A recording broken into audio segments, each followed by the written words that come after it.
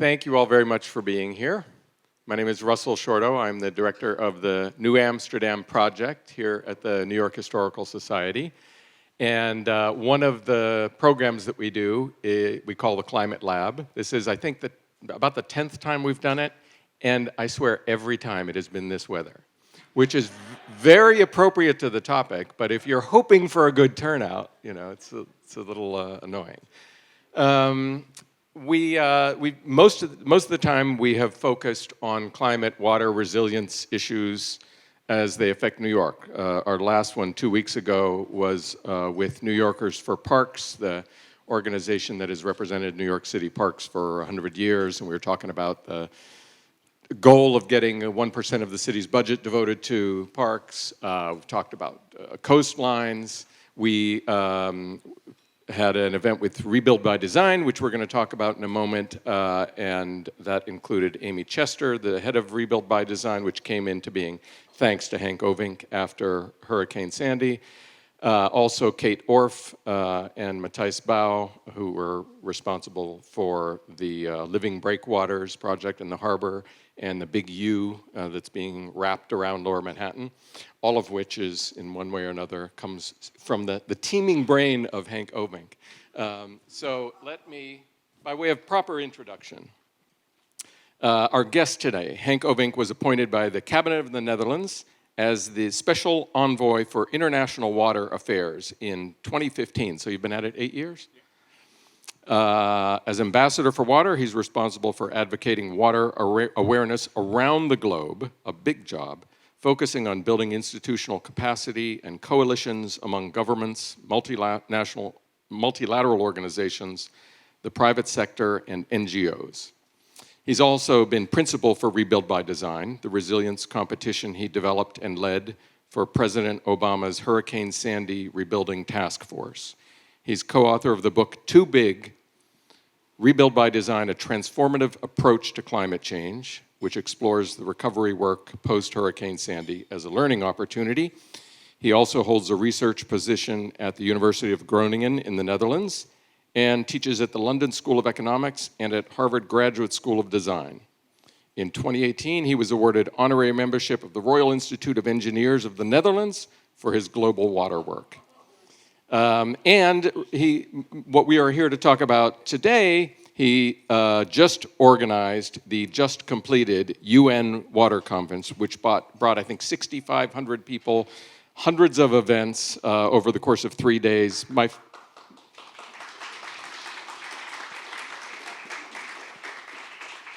So my first question, are you tired? No. It was funny. I was in the office and at the UN the whole day.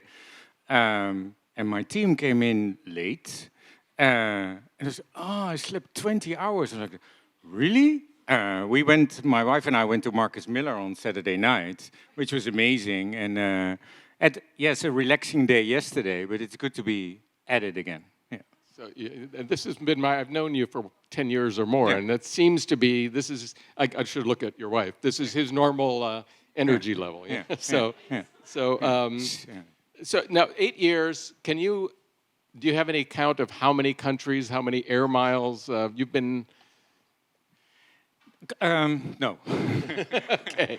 But you were in constant motion except for the pandemic that brought things to a halt. Yeah, that was a totally complex experience and relationship I had with my computer and screen. And many people with me. I was not the only one. But I really needed to be on the ground with where it's problematic, where the challenges are, not in a suit, but in my boots or without boots, figuring out how things are going wrong and what can we do to make things right, or be in a room with the people to think through strategies and negotiate policies and funding and budget, all the way to the more diplomatic parts we hear in the UN.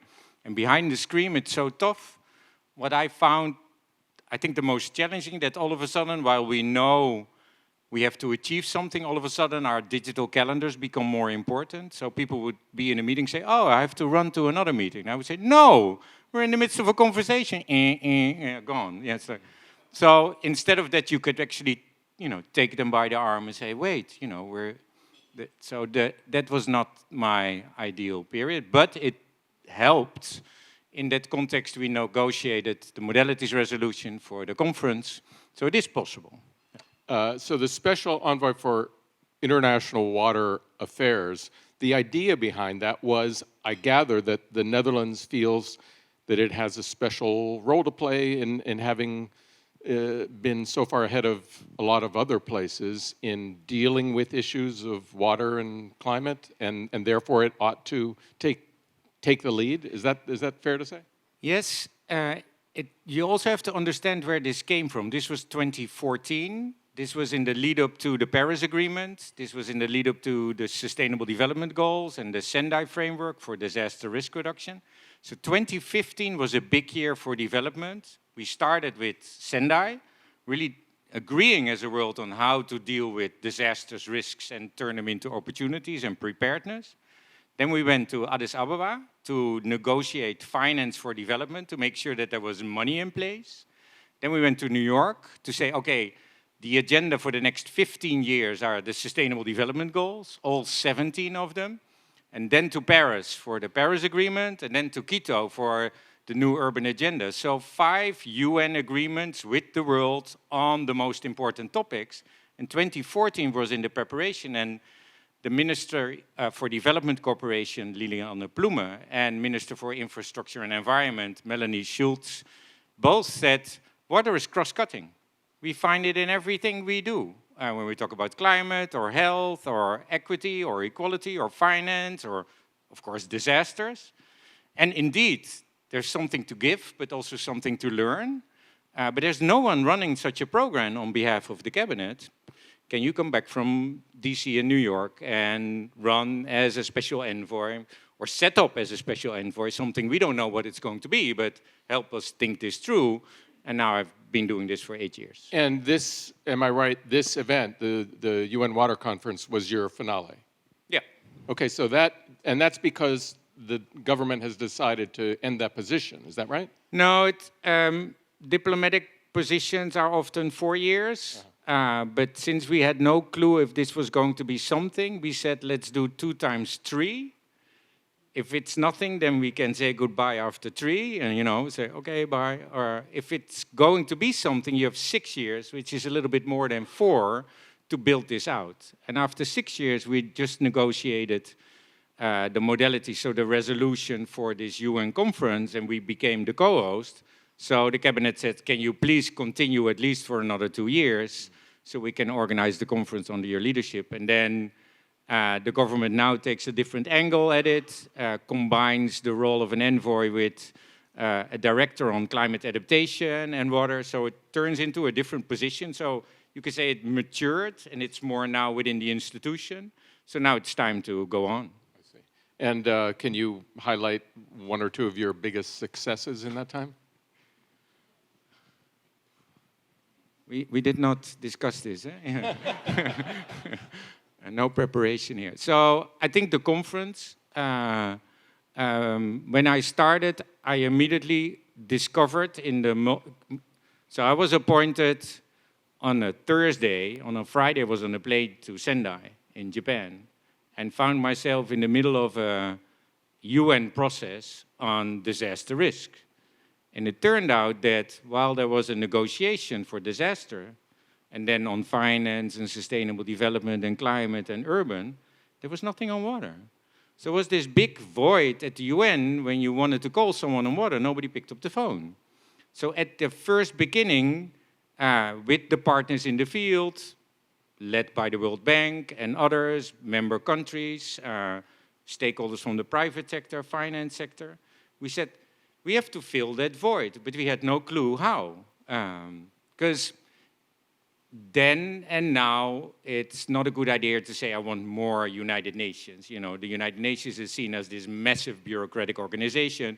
If you say, oh, please also add an office on water, people say, no, figure out how to do this with the existing. So it was more like a stealth approach where we had to figure out how this would work. So the first thing we did was set up like an advisory group, a high-level panel with presidents and prime ministers, 11 from around the world, including my own prime minister, the Secretary General of the UN and the President of the World Bank said, okay, you have 2 years to give us an advice. Tell us how are we going to deal better with water. And they came up with an advice, and part of that was also, you have to fill this void at the UN. So the outcome of the start of understanding that this was not addressed is the conference we had last week. So I think that is one. The other is, I would say, the work on the ground. Like here with Rebuild by Design in New York, post-Hurricane Sandy. In these disaster contexts, when everything falls apart, it's very hard to focus on the future. You want to look back, things you lost, being it family or business or your house. It's very hard to create an opportunity for hope and new ideas, but it is necessary and a responsibility.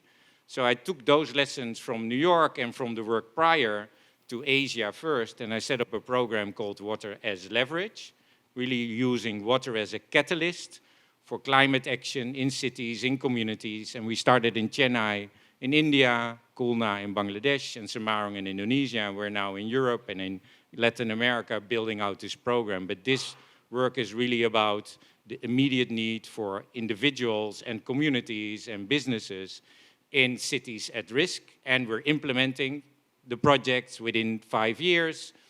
Their lives are improved, they see opportunities, politicians rally behind it, there's more funding, and we also used the conference again as a big megaphone for such an effort. So I think if you want me to mention two, there would be the conference and this program. Yeah.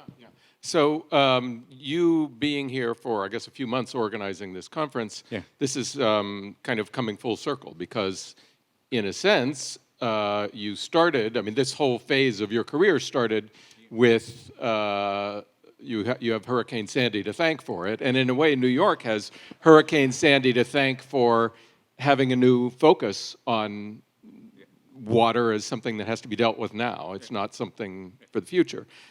So before we get to the specifics about the conference, take us back to Hurricane Sandy. So I guess you were first, well, tell the story of Sean Donovan, who was President Obama's Secretary of Housing and Urban Development, who was tasked with doing something in the wake, so to speak, of Hurricane Sandy, and then you met him. Yeah. So we have to go back to when President Obama was first in office in his first month.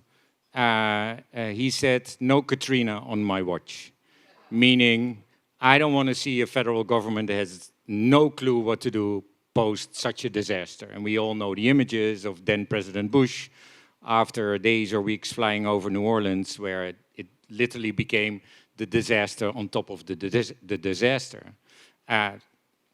Second, housing and urban development next to Homeland Security holds the biggest chunk of disaster recovery funding. So Sean, being Housing and Urban Development Secretary, together with Napolitano, were tasked by President Obama, come up with a new National Disaster Response Framework, an NDRF. Sorry for all the abbreviations, this is how it goes in bureaucracy. So already in 2009, Sean and Donovan and Napolitano were working on how are we going to organize ourselves as government when such a disaster will happen. So when Sandy hit October 29 that's a good sound, in October 29, 2012, they were ready. It was a week before the re-election of President Obama. He was on the beach right after Sandy. Governor Christie naming him an amazing president, which, you know, he would probably never have said that thinking about the future of himself running for president. But this was the context where Obama got his act as a government together, and right after Sandy, a presidential task force was agreed upon. And that was one of the, you could say, the means out of this response framework, saying you have to organize yourself. Because what happens after a disaster, if you look at a disaster, it's fragmentation all over the place. Things are broken, people's lives are lost, infrastructure is, is a mess. There's no water, and sewage water runs across the street, and the water goes through these contaminated fields. So it's not only water, it's contamination and it's security. So it's a real mess. And if then the government comes in as a mess too, it's like, it's a worse disaster. You have fragmented approaches, infrastructure say, oh, can we fix this? And then wastewater, can we do that? Before you know it, you go crazy. So the coordination, organization, and the leadership from the federal government is of critical importance. So setting up this task force, and Sean led that task force.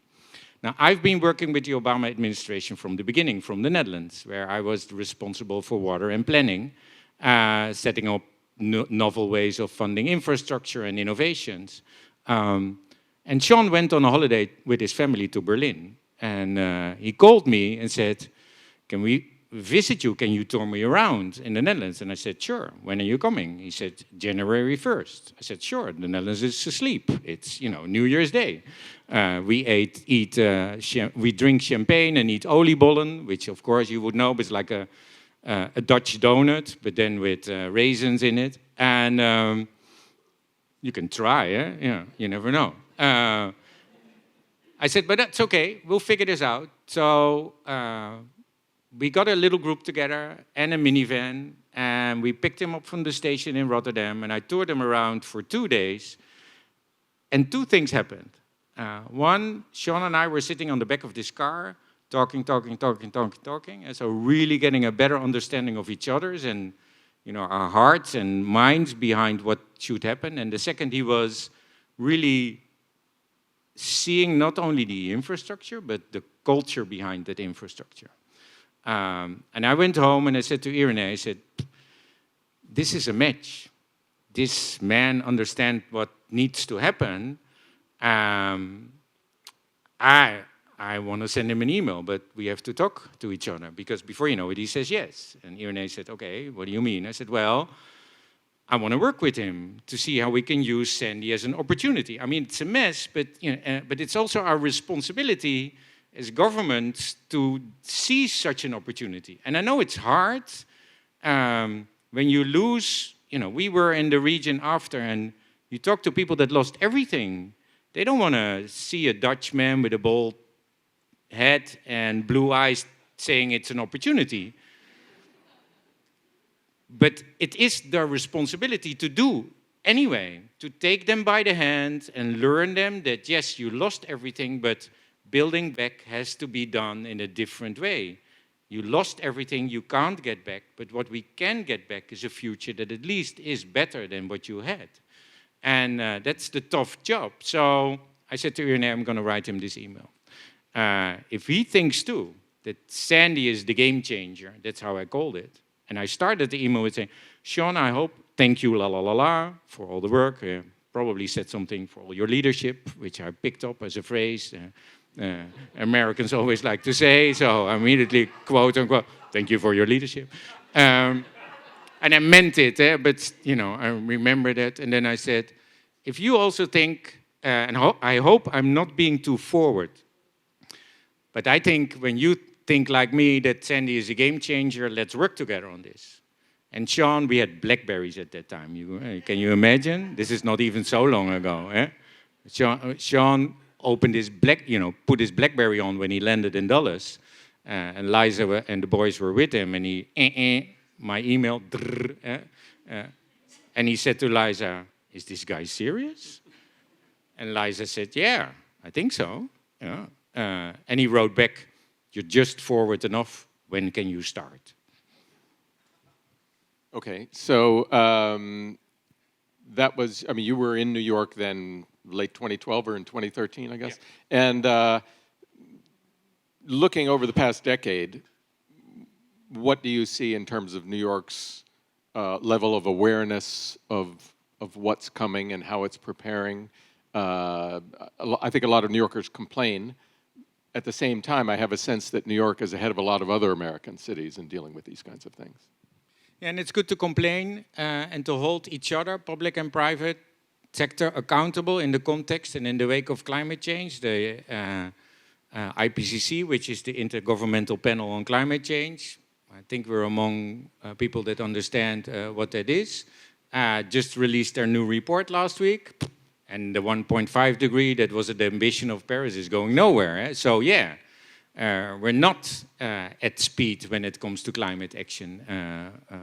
At the same time, what New York already started on climate mitigation, so renewable energy, green roofs, etc., was propelled and matched with climate adaptation and resiliency. Because on one hand, we have to, scale and speed up everything we do to limit climate change. At the same time, even if we could limit climate change to 1.5, which now almost is out of reach, even if we could, the impact of that 1.5 degrees are massive around the world, also for places like New York. So preparedness, we know pays, it saves lives, it saves losses and adds value, really has to be put in place. And I think Tandy, as well as some of the storms that came after with more rain events, showed that you have to be ready for that future. And New York is working very hard, but it's also tough. It's not easy to prepare a mega city like New York, overnight and say, oh, we're done, that was nice, cool. That's not the thing. You have to fix infrastructure, coastlines, housing. You have to work with communities. Everybody has to understand. You have to start to be on the same page. It costs taxpayers' dollars as well as private sector dollars. So there's a lot that comes in place. And now 10 years after, projects are done or in the making. In Hoboken, you can visit projects. In New York itself, on Staten Island and off the shore. So things are really happening here. And I think that is not enough emphasized. And I understand, because we want more and better. But at the same time, you can take many cities from around the world, including a country like the Netherlands, can take inspiration that projects of billions of dollars are being implemented within 10 years. It took the Netherlands 25 years to implement Room for the River, which was only a 2.3 billion program, which was massive for the Netherlands, but that was 25 years. Here, within 10 years, we're already implementing more than $2 billion of infrastructure projects, nature-based, on the coastline, in the cities, in the suburbs, in the communities. And that is not, you should really understand that's actually amazing that it's happening. It's not fast enough, but still. So it's pretty impressive. On the other hand, it's something that's this big, that's this massive, it's why you called your book Too Big, requires the awareness of it to be kind of embedded in the culture. And that's why, the Netherlands has been doing this for 1,000 years, so it's really embedded in the culture. Most other places, I guess Bangladesh, and there are places that have always had to deal with water as part of their geography. But everybody else has to find a way to kind of jumpstart that. Yeah, but I think it's more than only places that, if you look at Florida and you see how the wetlands and the water was and is treated there. Water is like the bloodstream of that peninsula, but it's not being valued. So for Bangladesh goes the same, but in a totally different way. Water is the bloodstream for their delta. It's the most impressive delta of the world. And they have undervalued, but now value it accordingly. But there's a lot of pollution still happening, and a lot of flooding and a lot of migration locally and regionally happening there. But at least there's a far better understanding and embracing of the capacity water gives you. And I think every place around the world has a story to tell about water. The question is, can we daylight that story in such a way that it becomes inspirational but also actionable? And I think that is what we've been trying in the Netherlands. The downside of that is, of course, that we lag behind massively on climate mitigation. So before you know it, you think with adaptation you can prevent everything. But hey, if climate change, if our temperature rises 3 degrees above pre-industrial levels, then we have to learn German in the Netherlands. So people in places like New York are used to dealing with, well, let me put it differently. In the Netherlands, I think people have long looked to the government to deal with these things. And since it's so big, it can't be just government. So what's the at the water conference? There were a lot of governments represented, but there were NGOs, there were companies, there were corporations, there were activists. So, can you? And I realize there's not one answer, but how do you sort of activate connections between all of those entities? You said it yourself. It's a cultural question, and government can't deal by itself with the cultural question. It demands a whole of society approach, and if it is an effective whole of society approach, it also helps to change government and government behavior. Every organization, I worked for the private sector, and I work for the government. Every organization knows its silos. But these things are so cross-cutting, it doesn't work in silos or in sectors. So the match between a whole of society approach in the context of performing government is, of course, a necessity for this. At the conference, we had 6.5, close to 7,000 people from across the world being non-national governments, private sector, NGOs, cities from across. And on top of that, we had close to 175 national delegations that brought in their presidents or prime ministers or ministers to raise this to a higher level. And I think the activism among private sector is increasing because, one, risk. Everything is at risk. So their assets are at risk, their future is at risk now and not tomorrow. The Carbon Disclosure Program, which is an NGO from the UK, assessed 6,500 businesses on their water risks. It's scary when it lands on the CEO's table and you say, oh, my whole business is at risk. Yesterday, today, and tomorrow. What am I going to do? And they help provide strategies on how to not only de-risk, but also start to create added value by investing, in this case, in water security. So the private sector sees it also as an opportunity, and that's, of course, the part that's actionable. And finance sector begins to see it as an opportunity, saying, oh, if we don't take water risks into account, we will lose. But if we do, and we start to value water and see, hey, if I invest in water, better health, better equity, more opportunities, a more stabilized economy and society. Oh, on top of stability, I can make, a profit or a development work. So I think the match between the different actors is of critical importance here. And of course, then you need government too, some places to lead or to support that leadership that's coming from others. Are some places in the world, some countries doing this better than others, that kind of interaction between the different components? Yeah, yes. Some countries are also much better in providing the incentives for that or setting the boundaries. Ecuador, in its constitution, protects nature and now moves towards protecting water. And that provides a playing field for private sector to work from.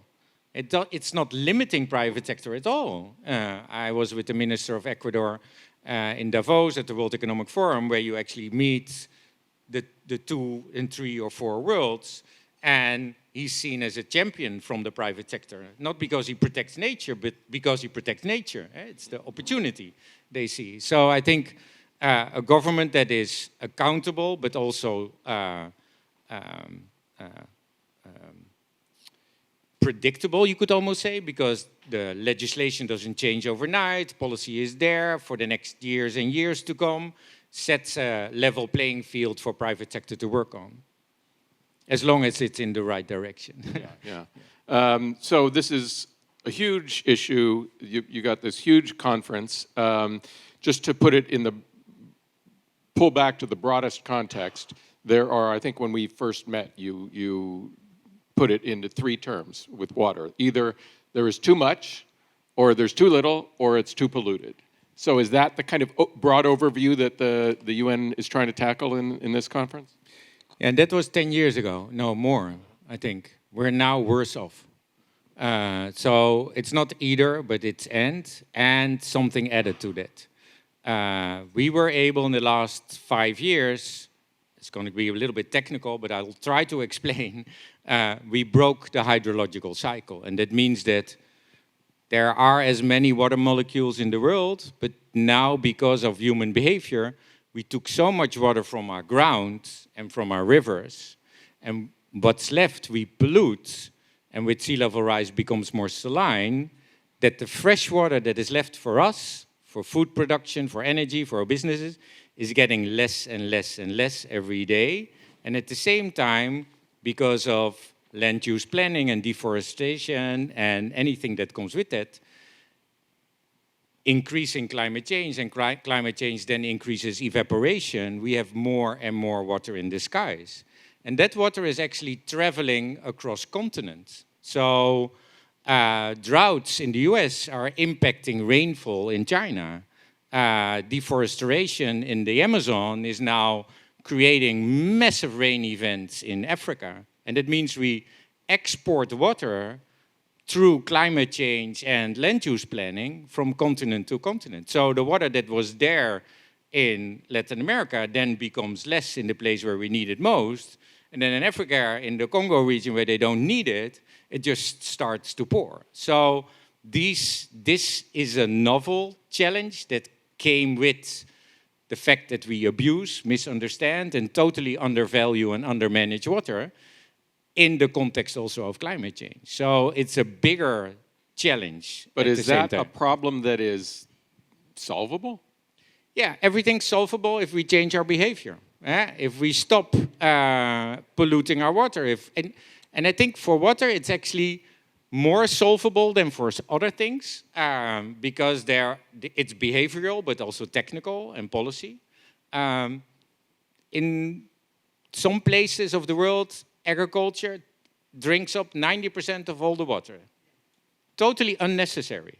But hey, because it's there, we use it. And all of a sudden it's not there, and then the policies, the technology, and the culture is not in place to change it overnight.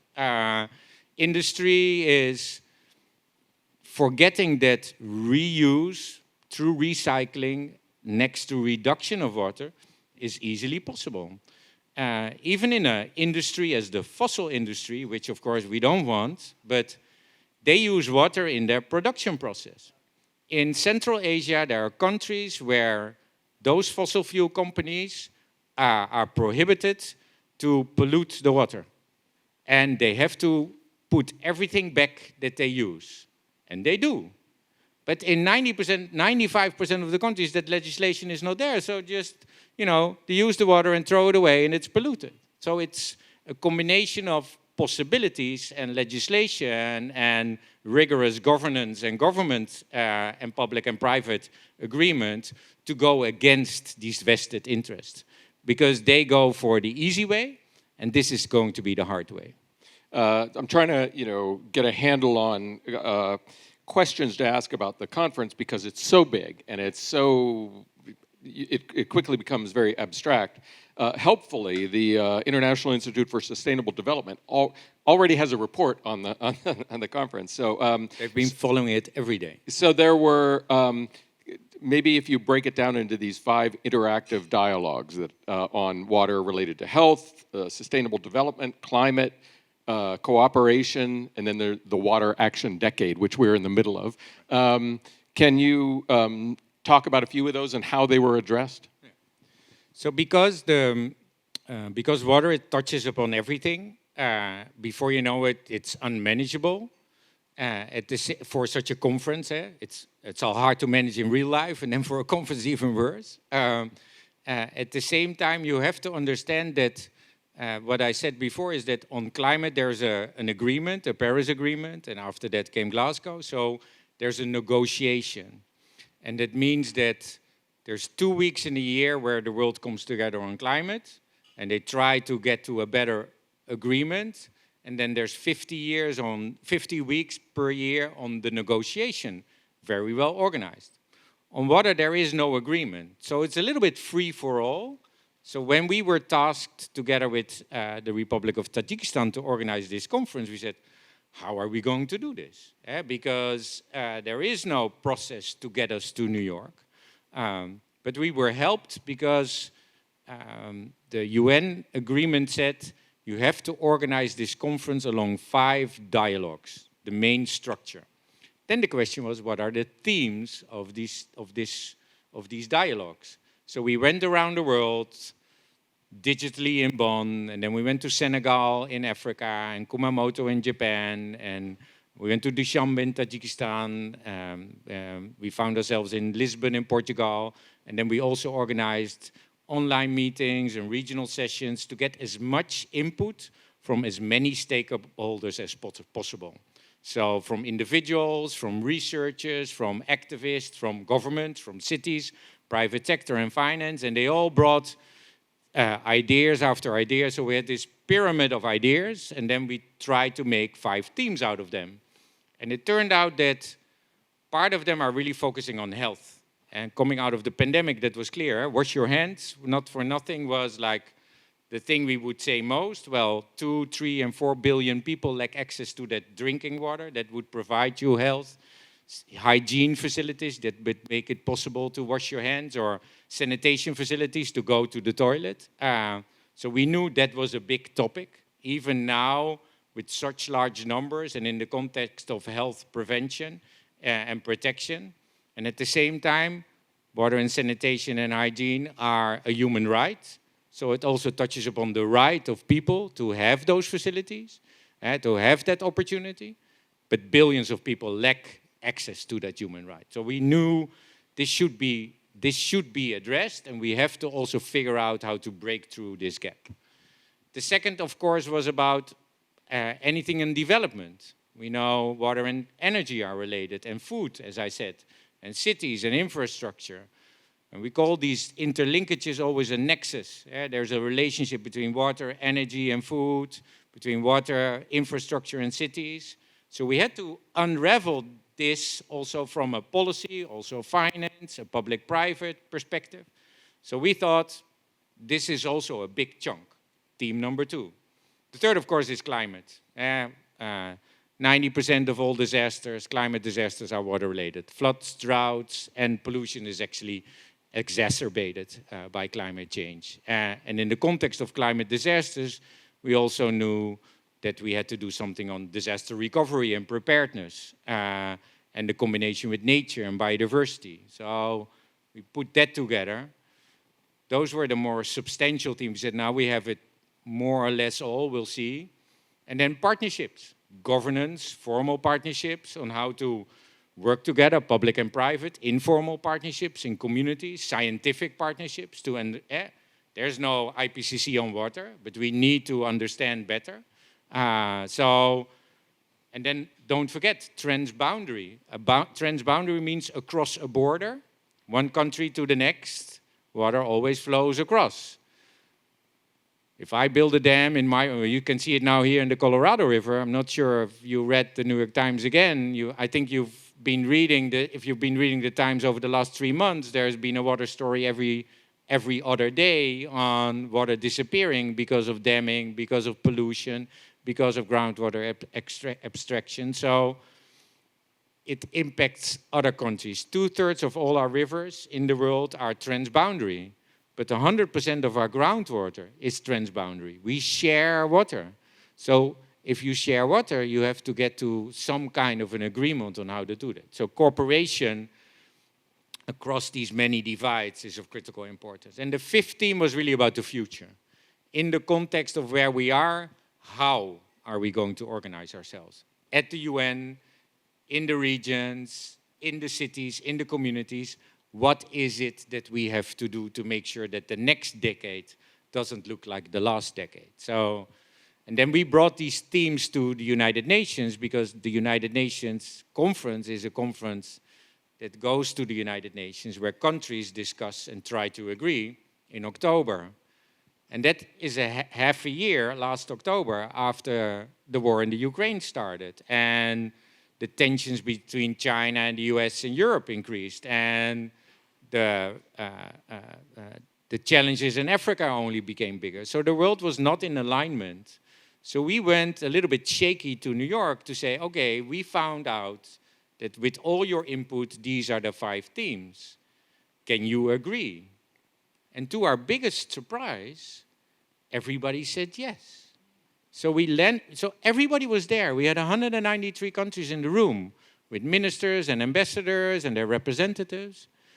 And when I heard the Ethiopians and the Egyptians say yes to these themes, where Ethiopia is building a dam in the Nile that prevents water actually streaming to Egypt, and they literally have a conflict on this, but they said, we agree with you, co-host, that this is an important topic to address. Don't over-politicize this, but we have to discuss this. And then China and Europe agreed, and then Turkey and Iraq agreed, and India and Nepal agreed, and Brazil and the rest of Latin America, and even the Russians agreed on these themes. So in the context of the UN, the US, everybody rallied behind the team. So my first worry was, we are totally wrong. If everybody agrees this must be like total, this is like terrible. But then having follow-up conversations, turns out, no, we were right. We found a way to turn water into a safe space. Enough space to be vulnerable, political, but not too vulnerable that you would not go there. To give trust to two co-hosts that are totally different, and at the same time, or of course, be cautious in what you would give. So it was like this balancing act where we found ourselves, and that really helped, because it gave us a structure for the conference, which was tough, as you said, it's so big, and it helped us also because these dialogues and these themes have to be co-chaired by two countries, a global north and a global south. And then we were looking around saying, okay, who wants to co-chair the dialogue? And 40 countries jumped up. And that was a little bit unexpected because all of a sudden we had to disappoint 30, and ambassadors don't like to be disappointed, and especially not headquarters, the presidents and prime ministers. So when we selected 10, everybody was like, why am I not selected? Can you please come to my office? And so, so there was a lot of diplomacy after, but we got the US and Singapore chairing an interactive dialogues. Now, normally in these conferences, bigger countries like the US, China, and Europe don't step up. We had Europe and China co-chairing one of the dialogues. Switzerland and Senegal on cooperation, both countries really champions on transboundary work, and the UK and the Dominican Republic. So from across the world, small and large, island and landlocked, countries came forward and said, we want to champion these themes. And we worked with them, and they were on it. They owned it, and they brought these themes to successful dialogues last week. And there was a decision made early on that this would all be, whatever the outcome would be, it would be voluntary. This isn't sort of mandates at the end of it. Why was that decision made? Was that considered to be more, to continue this idea of it as a safe space? Yeah, so that goes back to that there's no agreement on water. And the reason is predominantly because water is a shared resource, and countries anywhere in the world, it doesn't matter where you are, do think that it's okay to fight over water, but it's not okay if the UN interferes.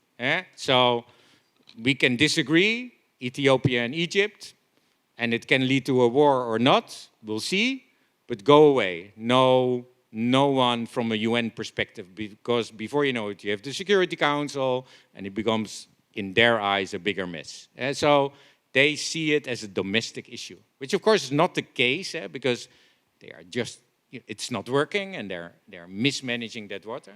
So that is a big blocker in the context of getting an agreement. And that was also the no, the system says no to an agreement.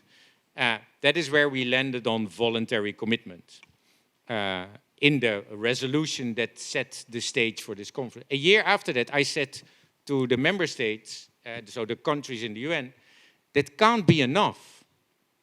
It can't be a conference where only voluntary commitments are an outcome. Because before you know it, I said, this is like a postmodernistic flower garden that blooms for a season and it's gone. You know, how can we hold you accountable? How can we track this? How are we ever going to take stock it's going to be a disaster. You know, we all get together to New York, and then before you know it, have a good time, and then afterward, nothing. So I called it then, I said, we need a global pact for water. Well, if you say pact in the UN, your UN is off. So that happened, but it created a conversation. It sparked a conversation where everybody said, he's crazy, but he's right. We have to figure out a structure. So we landed on the Water Action Agenda. Now, who cares for a name? Eh? You would say a pact or an agenda, but an agenda feels, you know, safer than a pact, because before you know it, with a pact you go to court, and with an agenda, you know, you have a drink. Eh? So it's a little bit different. So this Water Action Agenda, also in the context of the interactive dialogue, got a life of its own. And what we were able to do, and I had no clue if this was going to work, but running around the world, rallying these countries and their organizations, private sector also really made a big push, and the finance sector said, yes, we need to land on this agenda. So it became something everybody started to own. So all of a sudden, the outcome of the conference, while being non-negotiated, is that 193 countries on Friday agreed on the Water Action Agenda, which is actually not what they said to themselves when they entered the conference. So now they not only have a voluntary commitment in the agenda, they agreed on the agenda itself as an outcome that needs follow-up. So today was a messy day with a lot of phone calls saying, how are we going to follow up? So they're awake, definitely awake. And we put in place, of course, accountability mechanism to track the commitments, because some of them are very small. You can imagine that the school, I work with many schools, with youth across the world, and they all came forward and said, can we put something in the agenda? I said, yeah, of course. So a school in Chile, in the Elqui River Basin, put forward their capacity building program. Is that going to change the world? Yes and no. Not from that Elqui River Basin, but if everybody would do this, you know, we would have a better planet within 10 years. But also larger scale commitments. The US put in commitments adding up to $46 billion. Private sector partners, 1,600 companies together said, we are going to de-risk assets adding up to $445 billion. So there's a lot of money involved, a lot of action involved, a lot of follow-up. So that agenda is now alive as a real outcome of this conference. I want to ask you some more about these outcomes, but I want to give you all an opportunity. Right away, she put her hand up.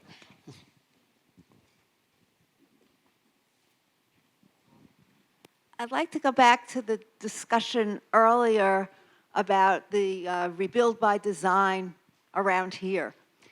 To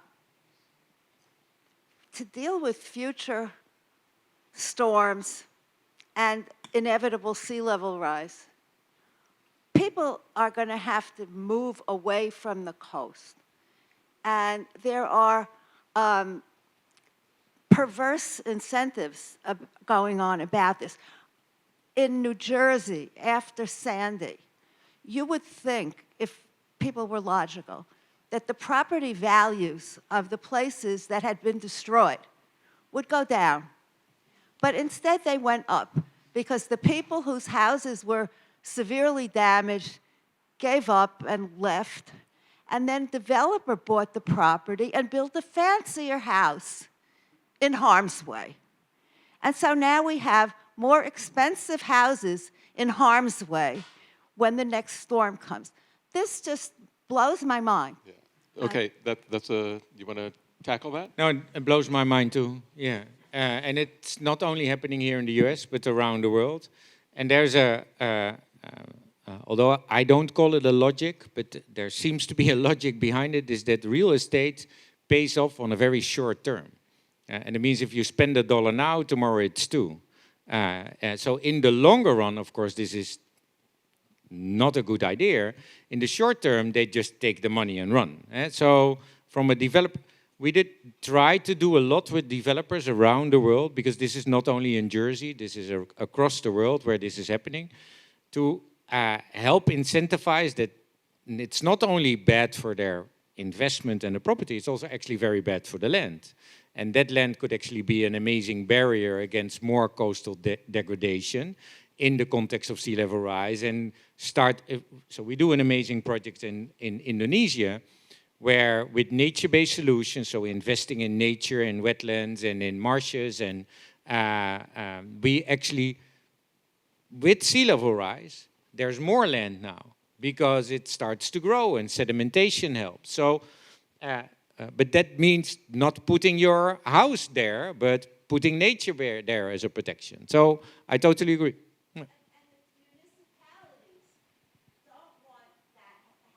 Municipalities have to take the lead in that. Yeah, yeah. Yeah. Let me just, since you mentioned Rebuild by Design, that reminds me to just let you know, in case anyone here is doing research, Rebuild by Design has a 10-year archive of projects, again, that was originally, the idea was originally seeded by Henk, and they recently donated it to us in New York Historical. So if you want to access that archive, you can do it via the library here online. Yes, sir.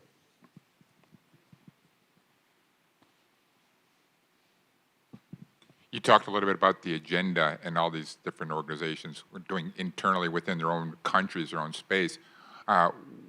What is in terms of your conference, what is the enforcement mechanism to see that something that just gets put on the agenda isn't just there for show? And how do you, the other question I had was, how do you see these problems between, for example, Ethiopia, Egypt, Turkey, and Iran resolving themselves? It sounds to me like nothing concretely comes out of that from your conference.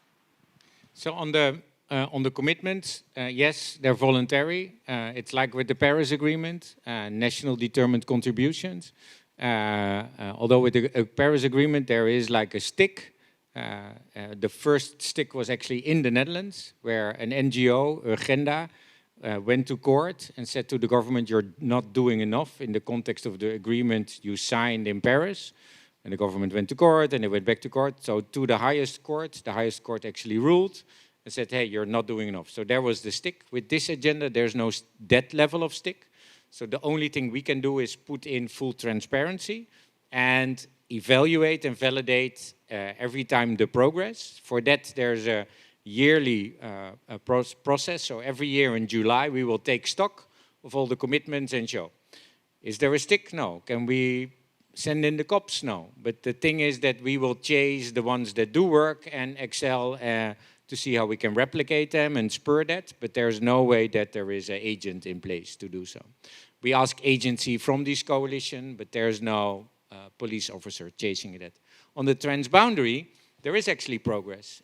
Iraq is the first country coming out of the conference that signed the transboundary protocol that UNECE, which is a UN organization, helped develop. And the moment you sign it, you're committed to that. And we will work with Iraq and their neighboring countries to set up a process of how they can also enter. Senegal got a reward last year for the transboundary work, and they set up a transboundary group and bringing in countries that normally will never talk about transboundary in. So there's more agreements in the making coming out of this conference. So we had closed door and open door conversations. I work in more fragile conflict regions in the world, where also the conference helped bring together again the parties that are fighting each other in the context of water. So I was very happy that Iraq went over and signed the UNECE protocol. And with that, they are held accountable now. This is a real protocol where countries hold each other accountable, and it helps spur transboundary cooperation in that part of the region. Yeah.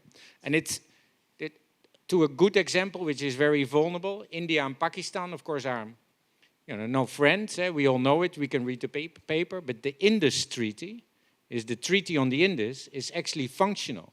So they know they're dependent. It's not easy. The World Bank runs the secretariat. It actually works. And to the Nile, we always focus on Ethiopia, but there are 15 countries in the Nile tributary. And they actually work together. And they do a lot of amazing stuff. So there is fantastic transboundary cooperation that we put in the spotlight, where others were now building up practices on. Question in the back. The agenda, how does that work around the disparity of the water levels and the potable water usage around the nation, around the world? the availability of potable water and its usage, the disparity in that with multiple countries from first and third world. How does the agenda work around that? The agenda is not a global agreement on, it can set a bar, and in the interactive dialogue, exactly that abuse and use of water was put on the agenda, and there are now commitments in the agenda where private sector says there's a methane coalition, because when you have rice fields, they have a lot of water, and the more water, the more methane. The more methane, the more climate change. So if you reduce water use, it's good for your water. You can help recycle it even. Your methane, I lost the word. Evaporation, thank you. Your methane evaporation goes down too, so it ticks the box on climate as well as on water. But the agenda is not an agreement, it's an ambition, and within that, yes, there are coalitions, public and private, that say we have to reduce our water use in agriculture, and this is an example, as well as in other sectors. We have to reuse water and recycle. There's one example coming from the Water Action Agenda, which is run by a group of corporates in partnership with the geographies where they work.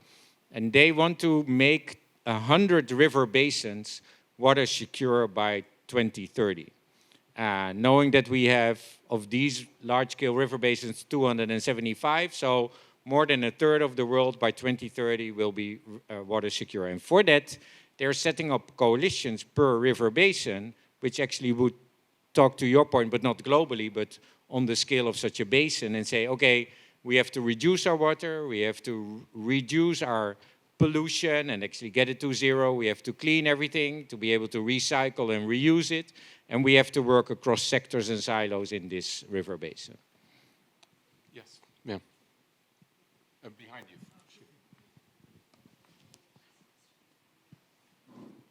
Thanks. I just wanted to provide a little bit of counterpoint to your observation about the property values in New Jersey and express the position of our BIPOC and working class communities along the coast of New York City, specifically because I'm here replacing Pamela Pettyjohn from the Coney Island Beautification Project, whom I know you know. I was with her on Saturday. And so was I. That's where we met. So she asked me to come tonight. But to your argument, it's so true. But the scene is very different in New York City, where we have people like Ms. Pettyjohn who worked their whole lives for the city as a city civil servant, giving service, retiring, and saw their whole livelihood destroyed by Hurricane Sandy. Their home, everything. They're still paying off debt from Sandy. And that managed retreat is not something that they are willing to talk about right now. None of them. They live there. They've invested their lives. They're civically engaged. Pamela right now is in Washington representing, Coney Island and New York City in the various places where people call her to be because her voice is so loud and so needed to be heard. So I just really wanted to represent our BIPOC and low income and working class and retired New York City workers who can't retreat, who are bound and are underwater in their mortgages for the houses, and I work with them every day. So just thank you for that time. And I also, if there's anybody here who works in the health field, when you talk about the international work you've done about making the conversation so that everybody could hear one another, it reminds me of what the health departments did during the AIDS crisis and a bit during the vaccine, can I say crisis, to have a dialogue as opposed to telling people what they should do and the challenges with it. It was a harm reduction technique, and I can't think of it off the top of my head, but hopefully in this audience there's someone who can, because it's so important to be able to talk, even with a country that might be your mortal enemy. Yeah. But if you are talking about transboundary and water, you have to have a dialogue with them, and it's just so inspiring to hear that. So it's kind of a comment. Sorry, it's not really a question. No. I think to your first point, your second point also is important. Because I think around the world, when we look at who's vulnerable, are the most vulnerable, except for in Miami. but that's a totally different conversation. But also in Miami, but also not, you could say. You have the two sides of that coin. So ensuring that there is a dialogue with everybody is of critical importance. So in Semarang, Indonesia, where the rivers are channeled, so the water just runs down, the coastline is industrialized, and the industrial complex just takes water from the ground, so the soil is sinking 20 to 30 centimeters, so like a foot per year. So I mean, climate, sea level rise is like nothing if you compare it. It's like, wow, this is. The most vulnerable communities are at the coastline, and it's not a question that you just move them away. This is not how it works. But there is a process and indeed a dialogue necessary to understand how you either create the opportunity to safeguard these communities or provide an alternative. The same goes for the Netherlands, which of course has a different context, but with climate change and this speed, I was joking about German, but it's really true. And we now project scenarios towards 2300, so next 100 and 200 years ahead, where the scenarios, and they're actually in the newspaper, and nobody actually leaves, so it's interesting, where we say, okay, either we move to Germany, or we build out into the North Sea, or we fortify, and fortify by nature or with walls. But you have to imagine that, I talk with my hands, so it's complex. Can you hold this? Yeah. So if the problem, so if the water flows in a land where a third is below sea level and the sea level rises, where does the water go? So it's not enough to fortify a land. You're building a bathtub, and the bathtub is not filled from the sea, but then for the river. So we think about sea level rise as our enemy. It turns out it's rain events and river and ice melt. So you have to create very complex structures for that. So in the Netherlands, it's also about we have to give up land, also in the places where we are living now. And how are we going to go about this? And the good thing of this dialogue is it is not overnight. There is an opportunity to talk about alternatives.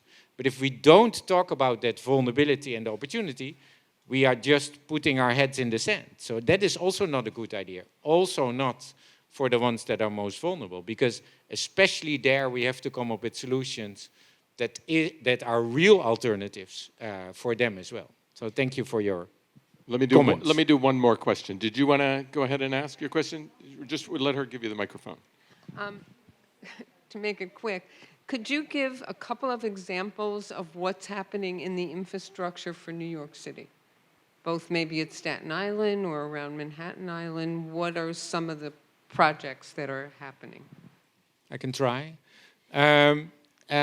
Scape, landscape architecture firm, worked together with a large coalition and the community on Staten Island in the context not only of a superstorm like Sandy, but any northeastern that's coming in.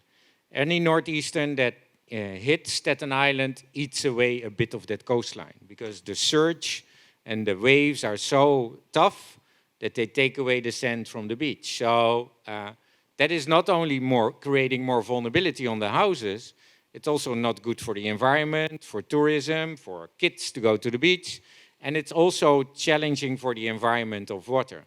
So what they did is they built islands, little islands outside of the coast. So you have the coastline and outside, and they were done by material that actually makes it possible for wildlife, underwater wildlife, to grow on, oysters and fish and etc. So they created a new habitat, underwater habitat, and that again spurs water quality. So not only by building these islands off the coast will they reduce the impact of these large waves, so the coast is actually protected thanks to these islands. They also create an opportunity for to swim and to recreate and to improve water quality. And next to that, because they worked so closely with the schools and the community, They're developing educational centers on the coast where the kids can go to learn about climate and water.